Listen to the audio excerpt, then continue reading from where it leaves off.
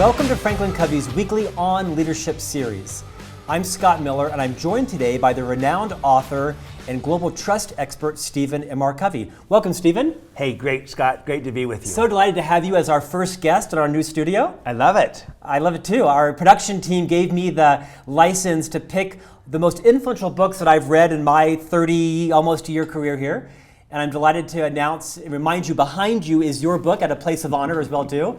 It should be over here to inspire you, but it's there to inspire me. So, good placement. I love it right there behind me. It will be my support as we go through today. You're Jiminy Cricket, right, so to speak. So Stephen, this On Leadership series is now pushed to over 2 million people and growing every day, large audience. I want to set some context kind of for what your journey has been. Because I've known you in the firm for almost 22 years, but now you've had this global impact with your new book. Take us a minute or two and tell us kind of where you started and how you ended up where you are now. Yeah, sure. Well, I came out of business school, joined what was the Covey Leadership Center with my father, Stephen R. Covey. Right. And that was right when the 7 Habits was coming out. Which was about? 1989. Yeah. The year it came out was the year I joined. I joined about 6 months before. And once that book came out, it kind of changed everything because it put us on the map, and people began to read it, became aware of it, became aware of my dad. We began to really do work with leaders and teams and organizations, not only in the U.S., but also all around the world. And kind of changed everything. You started in what role in the firm? Well, I started as a client developer. You were? Doing work with clients. And bottom trying of the ladder. Sell, right at the bottom, and tried to learn the business and work with clients. And then I, over time, became a client manager, and then a team leader, and then I led the other teams, and then I led the whole client services group, and then over time I became our president and our CEO. That's right. And we built a great organization, great brand. We then merged with Franklin Quest to form FranklinCovey. Right. And that's our organization today, and that's operating in over 150 countries around the world, and I led the team coming together as we merged, and then ran the training and education division for quite a while. So I started on the business side, building the business, growing the business, expanding it, and then about 15 years ago, I kind of had a shift in my thinking, where having done the business side, I then felt compelled to write and to speak and to do some of the things that my father was doing, and I hadn't done it prior because I didn't have anything to say. But then I found something that I wanted to talk about, and that was trust. And so I really focused an intense period on working on the book, writing the book, The Speed of Trust, and published this in 2006. And with this, we then built all kinds of ways to access it and to make this usable for leaders, for teams, for organizations, to build high trust cultures, high trust relationships, and that's what I kind of do today. Is I really focus on writing and teaching, speaking, consulting, helping leaders, teams, and organizations increase trust to achieve their objectives. It must have weighed on you as you made the decision to transition out of an operational executive role into a writing role to say, gosh, how do I follow or not follow my father's footsteps? I mean, your father has written the 7 Habits book amongst dozens of others that are, the most influential books in history in terms of interpersonal relationships. The 7 Habits is the iconic book of our time. What was that like, struggling with carving your own path? Yeah, candidly, it was difficult. Yeah. I mean, it's hard to have the name Stephen Covey and to follow the man who wrote the 7 Habits, and to say, I'm going to write a book too. But with more hair. A little bit more hair. And I'm going to write a book too. And I really did struggle with this at first, thinking, what am I going to say? No matter what I say, it's going to be just a poor man's version of it. But I came to the conclusion, first of all, that I had something to say. And secondly, that I was just going to be myself and try to follow in the tradition, the legacy of my father, but do it my way. I wasn't going to try to be him. Yeah, what you've done. And I felt like what I brought to it maybe distinctly was a practitioner's perspective. Having spent those 15 years on the business side, building a business, growing a business, and running it, it gave me a perspective that was very distinct and unique for a soft topic like trust, to say, this is not soft, this is hard-edged. I know as a practitioner, as a doer of this. And I looked at the stuff on trust out there, and it was either too simplistic or too academic. And I felt like, trust is practical, it's tangible, it's actionable. And there's a business case for trust. It's economic, and it's learnable. It's a learnable skill. And most of the stuff didn't treat it that way. And I felt like there was a real need to have a contribution around how trust is a learnable skill for any leader, any team, any organization. And so I felt like I found my voice. That gave me the courage to kind of take on the demons of following in my father's footsteps and doing something similar to what he had done with writing and teaching. And I kind of took the leap and exercised the courage and the faith and the strength, and wrote Speed of Trust, and have been really honored and excited by the good things that have happened. Well, not just good, but great. I mean, your book has sold just shy of 2 million copies worldwide. I mean, that in the business book realm is at the very top of the top. Why do you think the book has been so resonant to so many cultures and companies and countries around the world? I mean, 2 million copies, for people who know, that is the creme de la creme of impact in business books. Yeah. Scott, I think it's because it is so relevant in our world today. It's so timely and so topical. I mean, just look at the headlines. Even like this week. Even this week. More than last month or last year. Look at the headlines where we're seeing abuses of trust, violation of trust, privacy issues, all kinds of trust issues at every level in society, in institutions, in organizations, in leaders. So this is on everyone's minds, and we're operating increasingly in a low trust world. And more than ever before in a low trust world, we need leaders and organizations that know how to operate with high trust in a world of declining trust. And to understand why that matters, why it's a huge advantage for any leader in any organization to operate with high trust in a low trust world. But more importantly, Scott, it's really understanding how to move the needle, how to get good at this, how to create trust in a world of declining trust. And how to do that as a leader, how to do it as a team, as an organization, and really how to build a high trust culture. And so it's just so sometimes against the relevant. odds, right? Sometimes against the gravitational pull the opposite way. Many times you're swimming upstream. Right. And you're going into, you might be in a low trust industry, and here you are trying to be the high trust player in a low trust industry. Or even as a leader, you might be in a company that's maybe not known for trust, and yet you're going to build a high trust team, high trust culture, and a personal high trust reputation.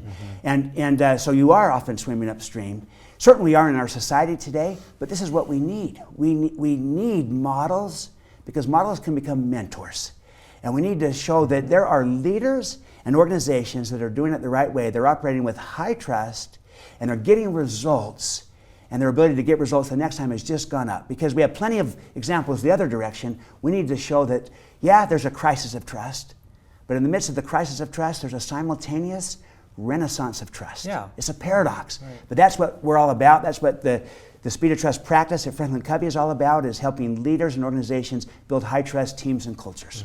So we'll get to the content of the book. Yeah. First, I want to talk about kind of what you're working on, because it was not easy to get you here today. You weren't resistant, but your schedule has, kind of exploded. I mean, tell me the last 2 weeks of what's been going on with you, or 3 weeks. Where have you been, and how do you spend your time? Yeah, well, I tend to spend my time speaking at conferences, or keynote speaking and the like, or also doing client work, speaking with, consulting with, training with executive teams, senior leadership teams, or helping, or really sometimes entire organizations kind of rolling out this Speed of Trust concepts. And the last couple of weeks, maybe a good illustration of it. So I was in. I kind of chased you around the world via text and phone. Yeah, I was in Baltimore at the Ethics and Compliance Initiative Conference, and then in New York City with a charitable trust, building a high trust culture, and then to San Francisco, and then to Tel Aviv, Israel, and then back to San Francisco with with a pharmaceutical company with the leadership team there, and then to Austin, Texas with a technology company, and then off to Newcastle, England, with a water services company, and then to Akron, Ohio at an education conference with superintendents and principals. So just kind of a whirlwind of industries and leaders and locations around the world. But you're absolutely right, it's exciting. And it's really an indication of the renaissance of trust in the midst of the crisis of trust. That's the paradox, is that there's leaders and organizations that are saying there's a better way to operate in a low trust world. And that's to start with trust and to create trust intentionally. And that's really my mission, is to help leaders build it intentionally, on purpose. So, Stephen, the premise of your book, amongst many premises, is that you espouse that trust is not just a nice, soft social virtue. It is by matter of fact, a hard financial measure. That's correct. And in the book, you identify very specifically, I'd argue perhaps some of the best value of the book are these very specific, tangible 13 behaviors of a high trust leader. You talk about what the behavior is, the opposite, and perhaps profoundly what the counterfeit is. When someone attends the 2-day trust work session, which I've attended, they get this deck of cards. Can we take a couple of minutes and just talk about how these cards work in the work session and what some of these 13 behaviors are? And maybe as you're talking through them, talk about, in terms of a leader, a team leader, division leader, leader of an organization, or perhaps leader in a family or in a community or church, which ones of these have the most impact, most upside and most downside when not practiced? Yeah. Great question. And the point of the cards are that these are tools. They're just practical, tangible, accessible tools that people can use to actually move the needle on trust for them as a leader or for their organization. The behaviors are outlined in the book, but the cards are only available in the work session, correct? Yeah. Right. They're part of the training session, the work session, to help give people tools so that you not only affect their mindset, but also their skill set and give them a tool set to how to move the needle on trust. You actually teach how to use these actual cards in a conversation. Absolutely. Right. Yeah, they're really usable. And they make trust safe. It makes it easier to have these conversations because you got tools. It's like a mediator. Yeah. Exactly. Okay. So the basic premise is that trust flows out of your credibility and your behavior. And we talk about the 4 cores of credibility. What's the difference? Well, credibility is kind of who you are and what you can do, and behavior is how you do what you do. I see. And so, you start with credibility. We have these 4 cores of credibility flowing out of your character and your competence. But then what you've highlighted is the behaviors. And the behaviors are so practical. I love to jump into the behaviors because they're real. They're tangible. It's what people see. And there's 13 of these. And you might say, well, 13 is a lot. But that's culled down from the hundreds of behaviors that are out there. These are the highest leverage behaviors that help a leader grow trust. And they'll build trust faster or they'll destroy it faster. So all 13 are important, or else there wouldn't be 13. But if I could highlight just a few maybe that really are oftentimes disproportionate. Stephen, just take a minute. Will you kind of call out the 13 names? Sure. Because with this vast audience, my sense is some aren't as familiar with them as you and I are. Okay, great. So here's a construct to think about it. The first 5 I call behaviors of character. The second 5 I call behaviors of competence. The last 3 combine character and competence. So 1 through 5 is character. Yeah. 6 through 10 are competence. And the last 3 are combined character and competence. Character and competence. Yeah, they flow equally out of both camps. Okay. And again, that's somewhat artificial because they all require character and competence, but that's kind of a starting point. Sure. So the first 5, the behaviors of character: talk straight, means you tell the truth. Demonstrate respect. Create transparency. So critical, especially when there's low trust. Create transparency. Right wrongs. You make it right when you're wrong. Show loyalty. You speak about people as if they were present. Heavily character-based. The next 5 are heavily competence-based. So, deliver results. Get better, meaning continuously improve. Confront reality. You take things head on. Clarify expectations. Practice accountability. You take responsibility. Heavily competence-based. The last 3 flow equally from both your character and your competence. So listen first. Keep commitments. Extend trust. Now, all 13 are important, and you might come in a new situation and you say, look, as a leader, I'm going to model these behaviors. I'm going to talk straight, be open, real, candid. I'm going to be transparent, and that can help really build trust. So all of them are important. I can make an argument for any one of these, Scott, and why that's the most important behavior. But if I could, maybe I'll just highlight these last 3. And Steve, you talk on the cards I see here. There's obviously the behavior. Yes. And you talk about the opposite. Spend some time also, if you will, on the counterfeit as well. Yeah. Let me do that. So let me give it an illustration. Let's just take talk straight. Okay. Got it. So the behavior is, the definition. It's you tell the truth. You talk straight. You're honest. You're straightforward. You communicate honestly. Candor is the language of trust.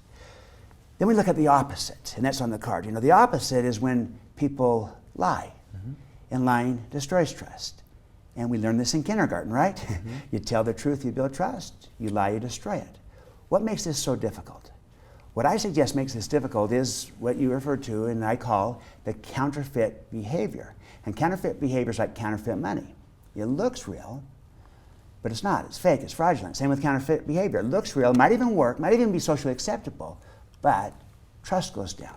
So if I take the card, turn it over to the back. That's profound, because in many organizations it might be that the counterfeit behavior isn't outright lying, it's just somewhat in between, right? It's technically not lying, but it's not also telling the truth. That's exactly right. That's the culture. And that's what, so when I turn it over to talk straight, the counterfeit is exactly that, Scott. It's the spin and the twisting and the manipulating, the posturing, the positioning, the half-truths, the partial truths. It's when people, quote, technically tell the truth, but they leave the wrong impression. So they're technically accurate, but they're misleading. They say, intentionally. I didn't lie. Right. No, but they misled. Yes. And but they can get away with it, and the culture might accept it. And you nailed it. The biggest challenges for leaders and teams today is less the opposite and more the counterfeit. It's less Because the lying. it's like a slippery slope, but it's not all the way there. Yeah. Right? Yeah. If people lie, they might get away with it for a while, but Yes. they can't sustain it. Right. But the spin, It's and the twisting, defensible in some cultures. that can work, and you Right. can get ahead with it. It might be socially acceptable, and the entire culture could be based on a culture of spin, where everyone's spinning. But as a result, though, trust goes down. So our biggest challenge today tends to be less the opposite, and is far more the counterfeit. And that's, many cultures are just, good people trying to do the right thing, but trapped in counterfeit behavior. And as a result, the level of trust is far lower than what it could or should be, and they're paying trust taxes at every gate. So that's the idea, and then the whole point is you can behave your way into trust just like you can behave your way out of trust. And these behaviors help you identify the highest leverage things you can do as a leader to grow trust in your world. Stephen, speaking of Talk Straight, so you were the CEO of a large global private company, the Covey Leadership Center. So you know the role in life of CEO well. You spend a lot of your time with CEOs and executive teams and boards of directors. Not just pablum, how important is it that the executive team, that the CEO talk straight? I think it's critical. They set the tone. I like to put it this way. The leader goes first. Someone needs to go first. That's what leaders do. Leaders go first. And they need to model the straight talk, because when they don't, then others won't either. When they do, they make it safe and expected that others will do this too. Can I illustrate that? Please. Take Alan Malawi when he got in as CEO of Ford. So he comes in, he comes from Boeing. He's an airplane guy coming to a car company, and he comes in a new CEO, inherits an executive team, and they have a meeting. Within a couple days on the job, and they're meeting with their top executives, and they put up all their projects on the screen, and everyone puts up either a green, a yellow, or a red slide representing the status of the project. And it's intuitive, right? Green is everything's good, yellow there's some concerns, red we got problems. Well, first meeting, 323 slides put up by the team. All 323 were green. Everyone was green. Okay, Alan Malawi kind of goes through that. A week later, life is great. Life is great. Everything's great. Everything's great. All green. Yeah. A week later, again, over 300 slides put up on the screen. Everyone green. Everyone. All is great. Another week goes by. Now he's 3 weeks on the job. Every slide put up on the screen green. After the third meeting, Alan Malawi. Because the culture wasn't deliver bad news?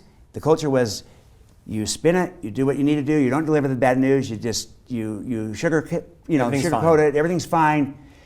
Because the fear was, if you maybe tell the truth, maybe that's not going to work so well, because maybe it didn't in the past. But after 3 meetings, Alan Malawi, then he's kind of listened first. He didn't come in right out of the gates, he listened first. And then he said to his team, this is 3 straight meetings, every slide has been green, over 900. Right. Here's my disconnect. We're going to lose about $14 billion this year. Surely something's going on. I invite you to confront reality, to talk straight, be transparent. You can't manage a secret. So, next meeting. Mark Fields, the head of North American operations, the first slide, he puts up the first slides on the screen, he puts up a red slide.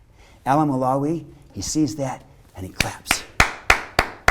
Mark, that's great visibility. Tell us what's happening and what we can do as a team to help you. Now look. He gave permission. Mark rose for the challenge, but the CEO gave permission to talk straight. He encouraged them. Yeah. I challenge you, confront reality, be transparent, talk straight. But here's the thing. The rest of the meeting, everyone still put up green slides. Why? They wanted to make sure that Mark Field showed up to work the next day. Yeah. Because in the hadn't past, been enculturated yet. That's right. In the past, maybe in the old culture, maybe he wouldn't have. Yeah. But Mark Field's not only showed up the next day, but the next week and beyond. And then Alan Malawi, in his book American Icon, writes, the changing of the culture at Ford began when Mark Fields put up the red slide. Wow. I say yes, and when Alan Malawi said, that's great visibility, Mark, what can we do to help? Right. He invited it. Right. Someone took the courage to take the step. You know, Mark Fields was a leader too. He went first. Alan Malawi encouraged him to go first. He modeled it, and then he responded with, you gave me bad news. I want to get more bad news. What can we do to make this better? Great example. And so that's what I mean. The leader goes first. Leaders go first at any level. So it doesn't have to be just the CEO. It could be the leader of a team, of a function, of an organization, whatever it might be. You can always go first. That's the job of a leader. Take one more, Stephen. Yeah. The one I really want to highlight is extend trust. Number 13. 13. See, and I make the point that the first 12 behaviors will inspire trust. You know, they'll make you more trusted as a leader, to talk straight, create transparency, to clarify expectations, to keep commitments. But it's this 13th behavior, extending trust. That is what transforms a manager into a leader. So the first 12 behaviors will make me a more trusted manager, administrator, person, but it's this 13th behavior, this act of extending trust to others. That is an act of leadership. And it is the defining act of leadership, to extend trust to another person. And it's a game changer. And it's saying, look, I believe in you, I trust in you. And it's not a blind trust, it's a smart trust. You always have clear expectations and agreed upon process for accountability. Two of the behaviors. Clarifying expectations, practice accountability. That's smart trust. So it's not a blind trust with, no expectations, no accountability. No, a smart trust. But you lead out with trust. Let me tell you why this is so vital. It generates a reciprocity. People receive it and they tend to return it. When people don't trust others, others don't trust them back. I found that so often leaders, they might behave in the right ways, but they often don't extend trust to people. And as a result, people don't receive trust and they don't return trust. And it's interesting. You could have two trustworthy people working together and no trust if neither party is willing to extend it to the other. Two trustworthy teams working together and no trust if not willing to extend it. So to have trust, yes, you need to be trustworthy. I call that credibility. But you also need to be willing to extend the trust, to give it. And that last behavior, extending trust, is a game-changing, defining act of a leader. It transforms a manager into a leader. And people return it, they reciprocate it back, but also, Scott, it brings out the best in them. People are inspired by it. They rise to the occasion, they perform better, and they want to give it back. And I'm not naive. That's your experience. I mean, you wrote about it, but as a CEO, that was your experience. Absolutely. Well. I saw this firsthand. People respond to being trusted, they perform better. Now look, I'm not naive. There's always a few that might abuse it, take advantage. But don't let the 5% who you can't trust define for you the 95% who you can. It is far better to build your team and your culture around the 95% of the people who you can trust and let that culture crowd out, weed out, starve out those who you can't, versus the other way where you penalize the many because of the few with more rules, regulations. And so I find that last behavior, extending trust, is a differentiator. It is a game changer. I like to put it this way. The very first job of a leader is to inspire trust. That's through who you are, your credibility and your behavior. But it's the second job of a leader to extend trust, to give it. And that's what defines leadership for a person. Stephen, is there a difference between being ethical and honest and being trusted? Or are they the same? They can be distinct. They overlap. Here's the way to look at it. You will never have trust without ethics, and yet it's possible to have ethics and to not have trust. See, someone could be honest, but not able to deliver. Because of low competence. Right.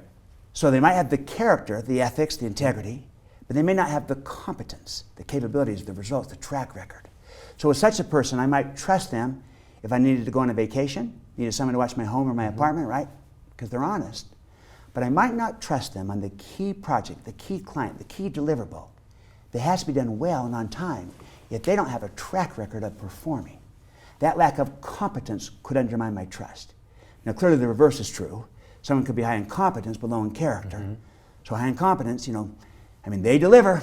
Right. They hit the numbers, but low in character. Maybe they're running everybody over in the process or being unethical, cutting corners. That's not going to work. But you got to have both character and competence. And so character is the first among equals, but competence is its equal. So yeah, ethics is the character side. You got to have it to have trust.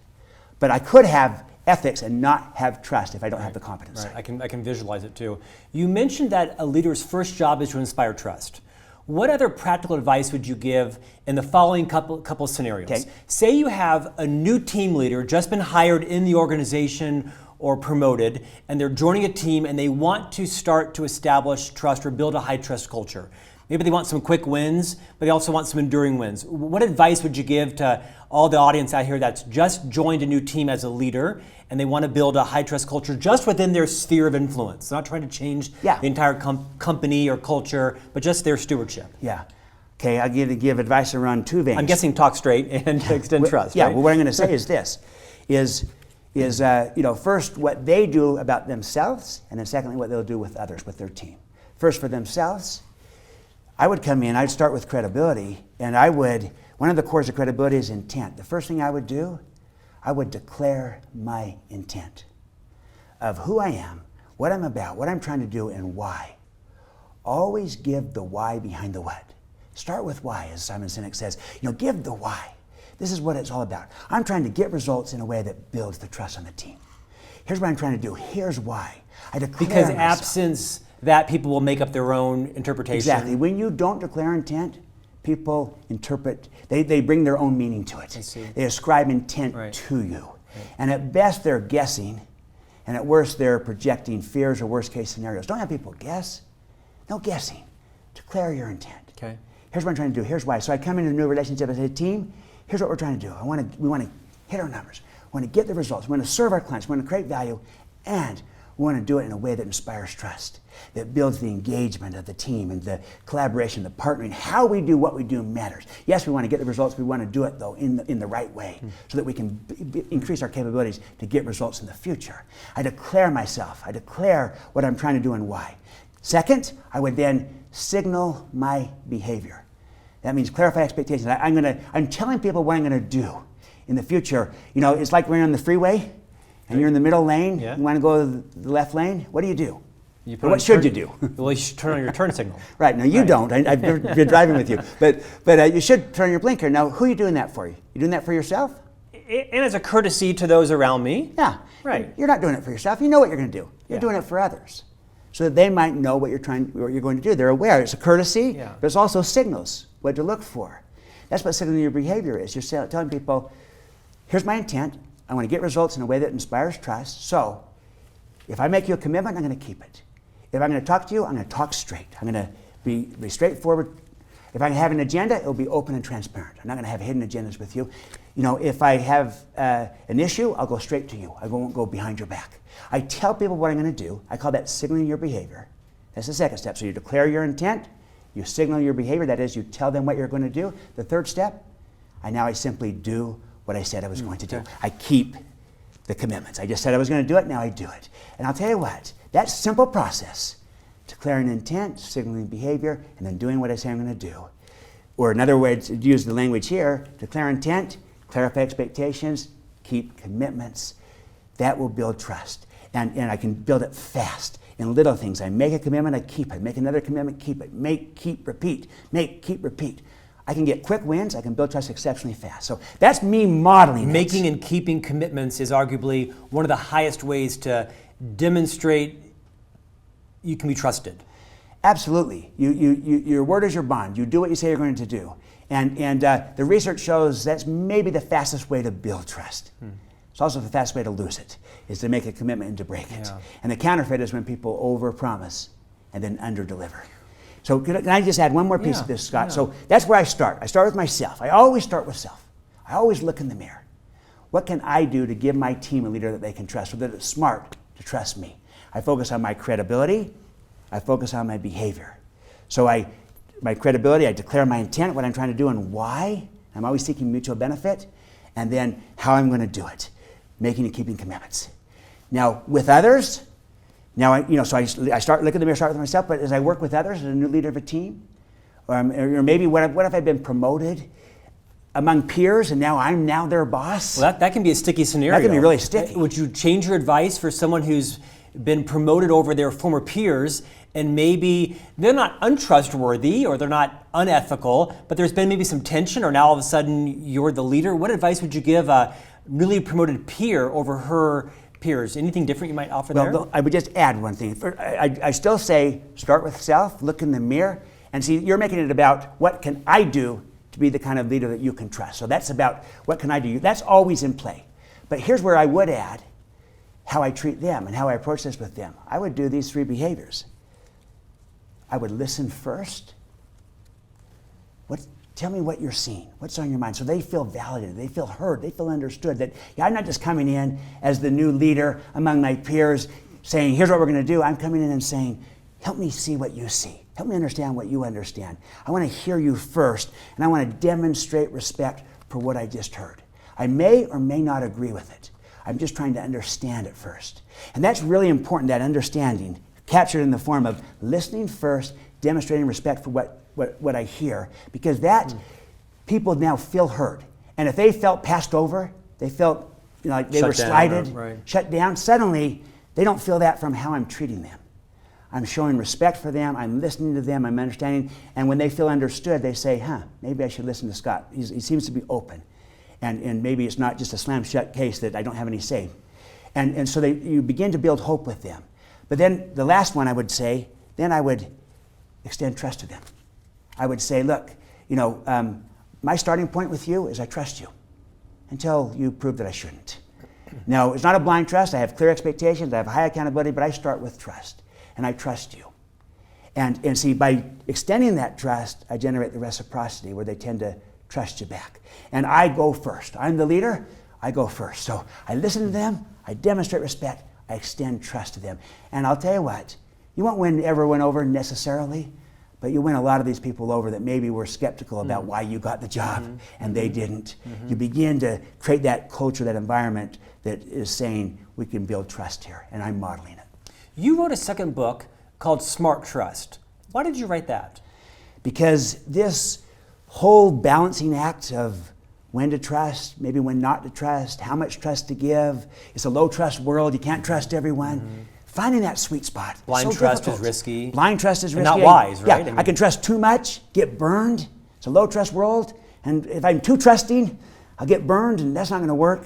But I also can go to the other extreme, Scott, where because of the fact I can't trust some, I now hardly trust anyone. Yeah. I've seen many managers fall into that trap where it's they a toxic place to live. Right? That's right. They might have trusted someone and then they got burned, disappointed, let down. They now kind of swing the pendulum to the other side where they say, hey, I just don't trust anyone but myself. But you're right, it is a toxic place to live. You can't leverage yourself. But more than that, you won't engage your team. You won't inspire your team. You won't bring out the best in them. You won't even see the possibilities. And when you don't trust them. And how are you going to collaborate with people that you don't trust? At best, you'll cooperate. At worst, it's probably just mere coordination. To truly collaborate requires trust. How are you going to build a team if you're not willing to trust people? Without trust, you're not a team. You're just merely a group of people. It is trust that turns a group into a team, that turns a vendor, supplier into a partner. It's transformative to the very relationship. And so I start with this trust, and I extend it to people, and it changes everything. And they reciprocate. But I'll tell you what, more than anything, it inspires them. I believe this: to be trusted is the most inspiring form of human motivation. People are motivated. It brings out the best in them. They want to prove the trust justified. They perform better. They give it back. And we need inspiration today. And when people don't feel trusted, it disengages them, and it doesn't bring out the best in them, and you don't even see the possibilities. You coordinate. You don't collaborate.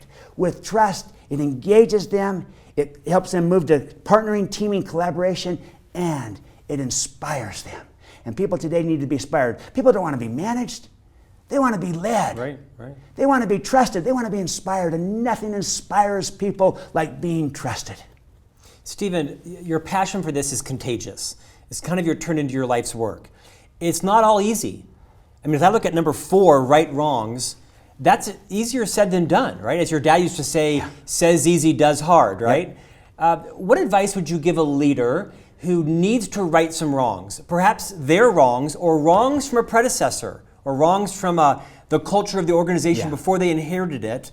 Any examples or stories or tactical advice you might give on the best ways to say you're sorry, mean it, prove it, and keep the commitment?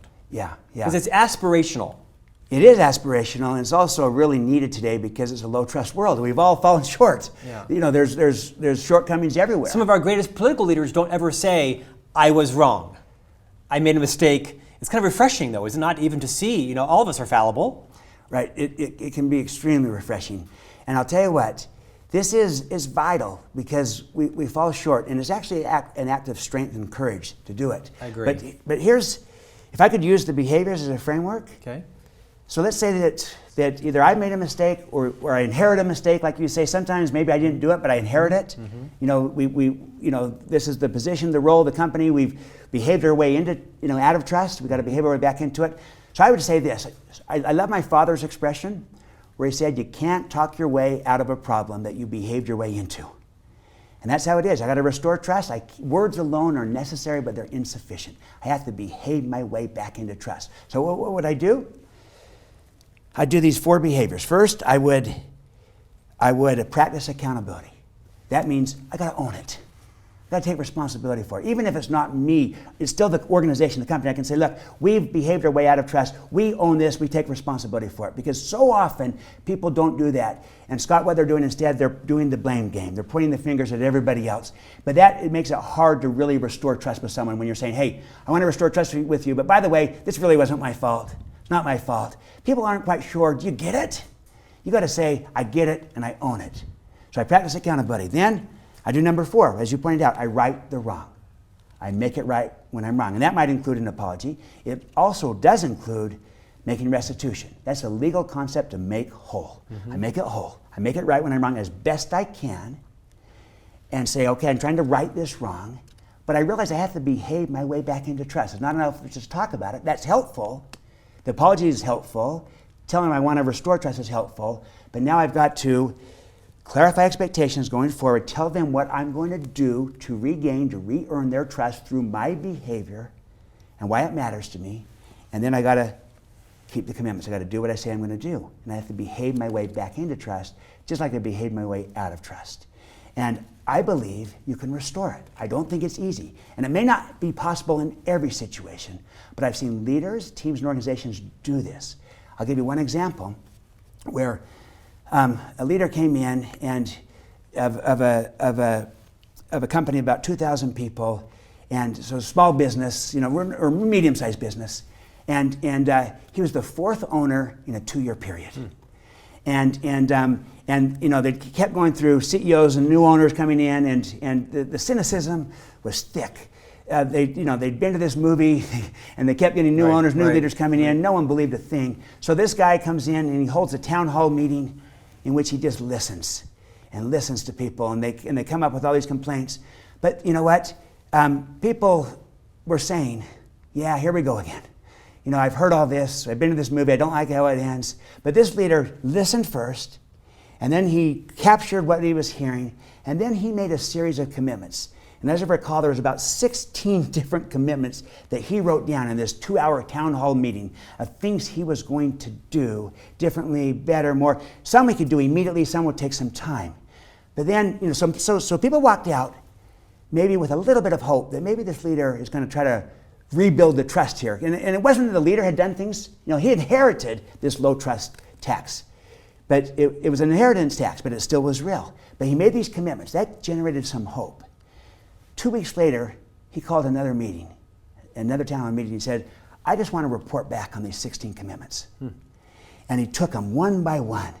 And he had really done in large part 13 of them. The other 3 were his credibility in had been process. transformed, right? His credibility was transformed, and suddenly people said, oh. Right, it's different. Maybe this guy's serious. Yeah. Maybe this is real. But what he was doing, he was behaving his way back into trust, just like you could behave your way out of it.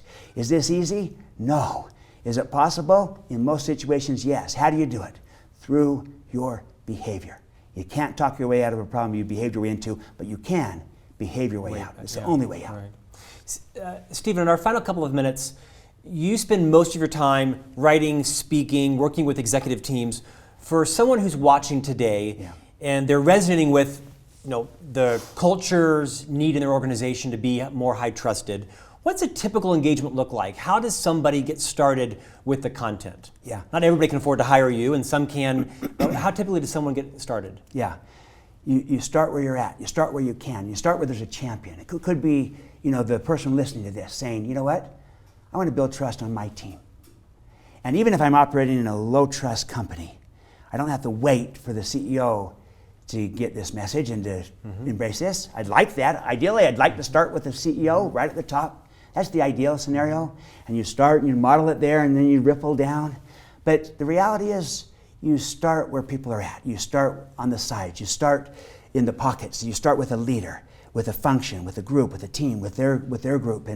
And you say, what if that leader could build trust first in them as a leader, their credibility, their behavior? What if they could build a culture on their team where people do the behaviors, they talk straight and they're transparent, and they clarify expectations and they practice accountability as opposed to blaming and finger pointing and spinning and having hidden agendas? What if you could model it? What if you could help your team behave in those ways? And what if then your team could start to ripple out to other teams and help them do the same type of thing as you interact with people? And then what if you get results?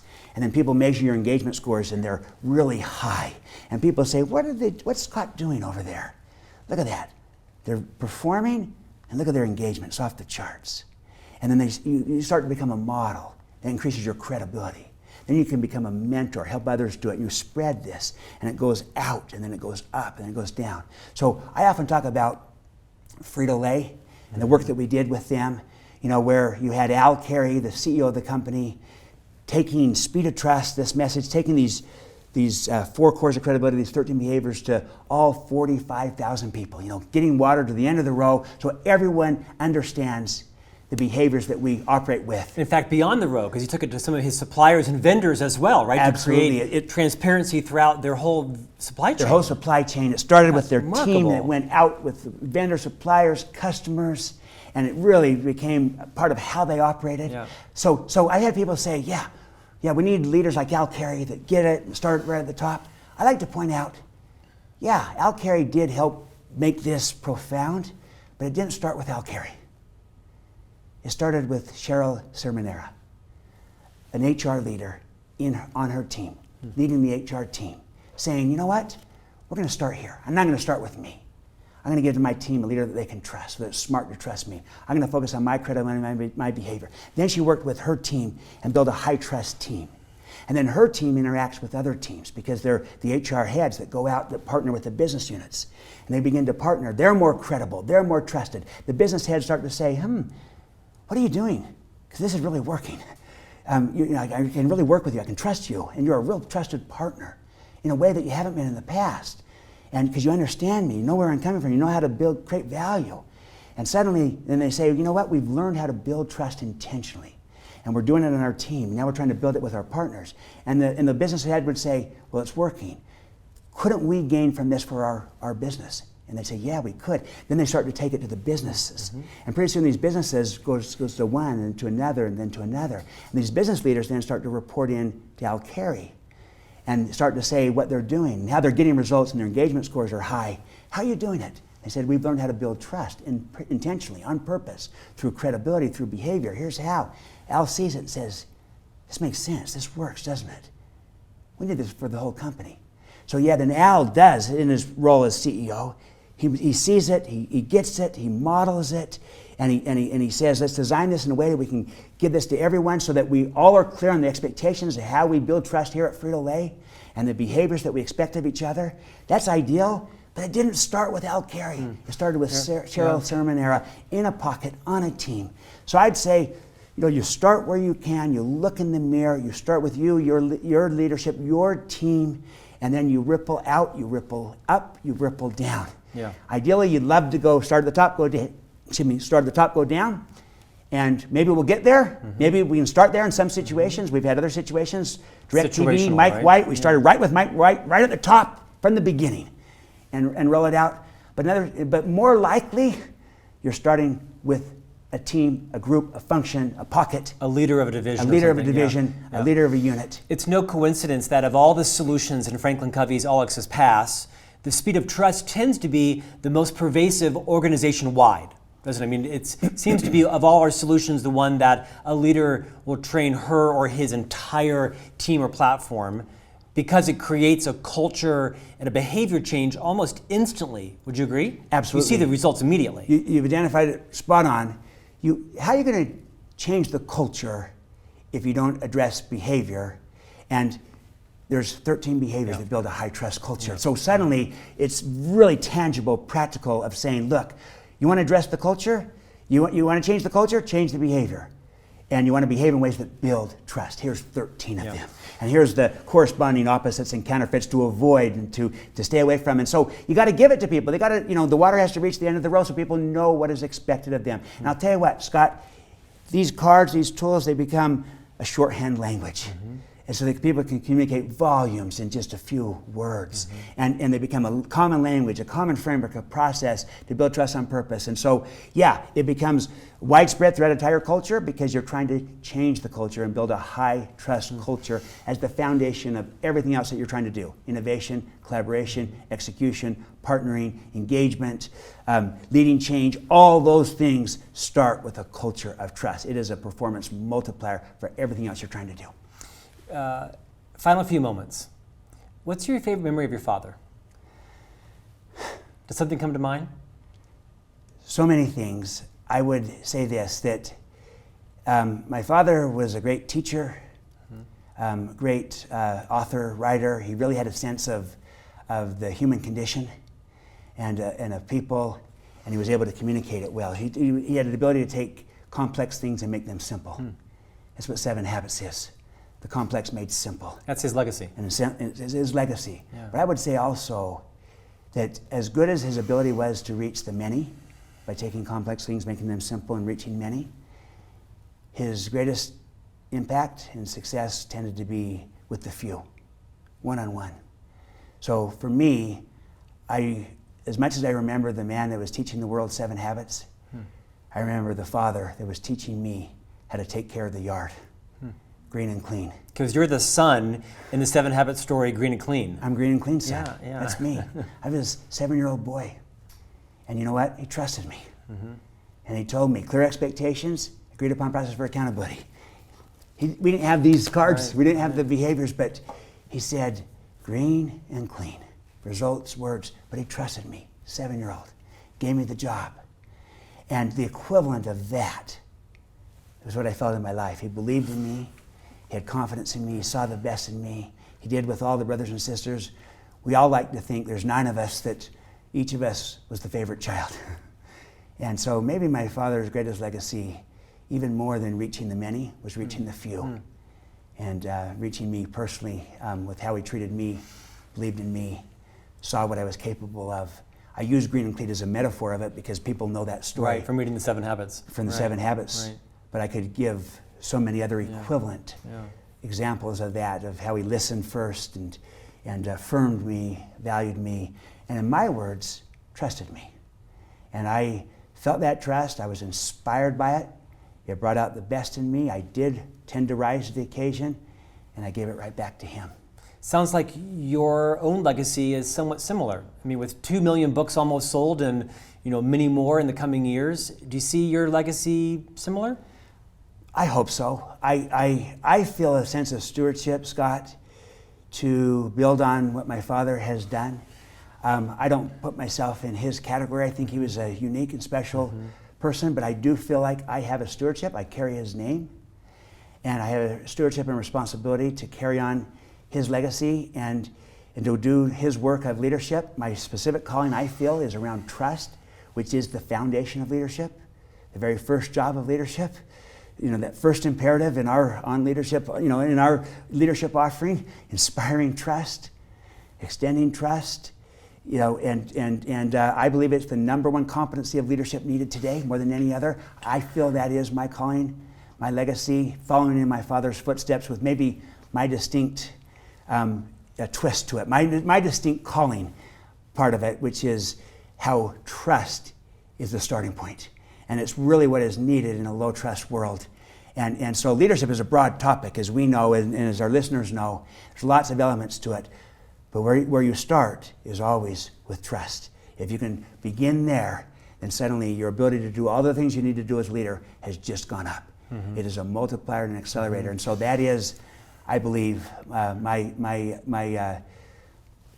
stewardship, impact, yeah. My legacy. Yeah. But I do feel like I'm standing on the shoulders of a giant and trying to kind of do my part. Well, I put you in the same category as your dad because I've met you both, and I knew your dad for about 15 years prior to his passing, and I've known you for 21 years.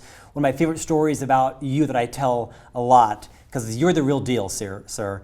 I tell people, about 8 years ago when I took over the marketing function for FranklinCovey, I brought you in for a series of interviews. I was off camera, and you were kind of the star of the show, and I was coaching you on, Stephen, relax but be credible and be funny and be witty, and I give you all these instructions, right? Uh-huh. And your response back to me, remember what it was? Yeah.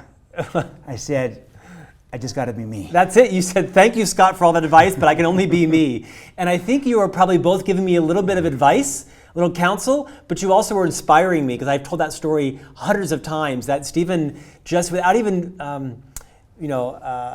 hesitation, said, I can't be anybody but me, Scott. I'm just who I am. And I think it's been very inspiring to me to think about that story when someone else is asking me to not compromise my character or my competency, but to be someone else. I am who I am, and I can only be me, and I'm going to be the best me that I can. Yeah, absolutely. It's a tribute to you. Thank you, and I appreciate that. And that's what gave me the courage to kind of move down the thought leadership path, having been on the operational business path, to then move into a thought leader role, following in the footsteps of my father. Yeah. Is that I said, I can't be him, I got to be me, yeah. But I can follow in his footsteps. And then I felt like maybe I can bring my distinctiveness to it, which is my message, trust, but also the fact that I'd been on the operational business side gave me a credibility to take this topic of trust that's so misunderstood, seen as soft, warm and fuzzy, yeah. And to bring a hard edge to it, an economic edge, as you started with, to it. The whole idea that trust is not just a soft, warm and fuzzy social virtue. It is a hard edge economic driver. I know that. I'm a practitioner, CEO, having run companies, knowing the power of trust to change everything. And then also knowing that it's learnable as a skill, as a competency. And so finding my voice, having something to say that I felt was critical, and then feeling like I just got to be myself. I don't have to be my dad. Yeah. Kind of gave me the courage to take the leap to move down this path. Stephen, thank you for your contribution. If our clients are interested, you can pick up Speed Up Trust in any bookstore. If you're interested in bringing the content into your company, visit FranklinCovey.com and learn more about the All Access Pass. And you also can follow Stephen on Twitter at Stephen M.R. Covey, right? At Stephen M.R. Covey, and be one of Stephen's Twitter followers. Thank you for your time today. Hope you picked up a few tips from the 13 behaviors as well. And we'll see you next week on our weekly On Leadership series. Thank you so much for joining us.